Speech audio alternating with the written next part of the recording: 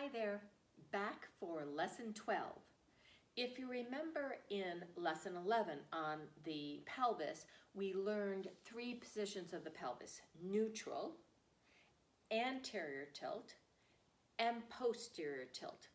And the way we explored that was lying on the ground with having the heel of our hands on our ASIS, remember the outside of the pelvis, and our fingertips on the pubic bone, and trying to make that a horizontal level, and that was our neutral pelvis.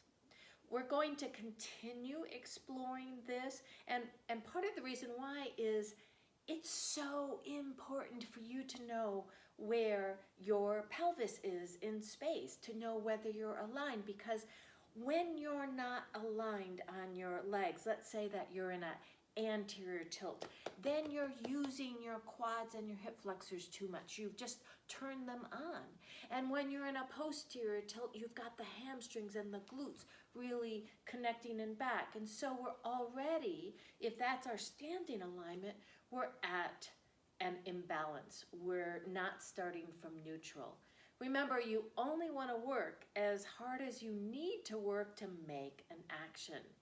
If you're always, let's say that you're always tucking your pelvis under because you feel like you've got to sway back, and that's your standard standing alignment, then those muscles are going to become less toned. They're going to become hypertonic because you're always contracting them and never giving them a break to go back to neutral of no work. So before we try this in standing, which is the exercise on your activity sheet, what I want to do is have you explore neutral, anterior tilt, and posterior tilt in sitting. We all sit a lot, and it's really very important that we are sitting in such a way that still the weight goes down through the bones. Remember, the bones carry the weight and the muscles move us, so that we can sit with as little muscular work as possible to be balanced on our bones. What I want you to do is to stop the video and go find a chair that's hard, right? Or to sit on a stool or on a coffee table. I'm sitting on the little table that my grandsons use, and was mine actually when I was growing up. So I want you to start by sitting and just wiggling a little bit. Feel those ischial tuberosities that we've learned about, all right? It's a rounded, rocker-like bottom of the pelvis. Now, you can feel, if you keep your head right where it is, a space hold on your head, so to speak.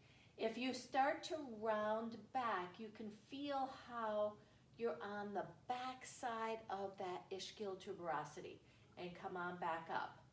Try that a couple times, just rocking back. You can feel that you're on the back, and then come on back up.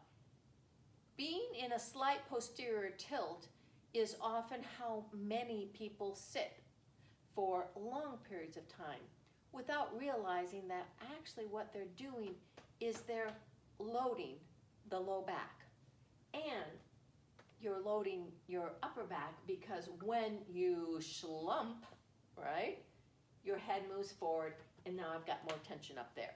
All right, so this posterior tilt. Slowly come back up. There almost feels like there's a slightly sharper area, and if I move forward into an anterior tilt, I can feel the weight pressing on my thighs, and I can feel my back start to arch. This is an anterior tilt. Go back to neutral. Posterior tilt. Find neutral, anterior tilt, and back to neutral. Now note that when you're in neutral, you have equal weight on the two ischial tuberosities on the two sit bones, and you have weight just in front of the ischial tuberosities on your upper thigh. And that's what you should have. All right? Sitting here, I'm pretty balanced. I'm actually not using work. I'm balancing on my bones. Okay, now let's try it in standing. So in standing, start with your feet in parallel or slightly wider. It's not quite so important that you're in a dance position for this. And I want you to just first lengthen your spine upwards, so we're not dropped into our pelvis and our spine isn't crunching. So we've got a nice long spine. And now what I want you to do is to just play with the anterior tilt, neutral, posterior tilt, neutral. You may find that you are feeling like you have to use your lower abdominals when you're in neutral slightly, and that is a strong possibility if you have some tightness in the hip flexors, right? So that's when you want to do some stretches for the front of the hip. Go back and see if you can't come up into neutral better. Now the lower abdominals, they do help to keep the pelvis upright in standing. So a little engagement is not bad to have there. Many of us have less toned abdominals than is ideal. So you want to have that pelvis upright. Remember the image of the pelvis as a bowl, and we don't want to tip it, which is an anterior tilt. We want to keep it level so the water and our organs and everything stays in it, and we don't want to tip it backwards, which is a posterior tilt.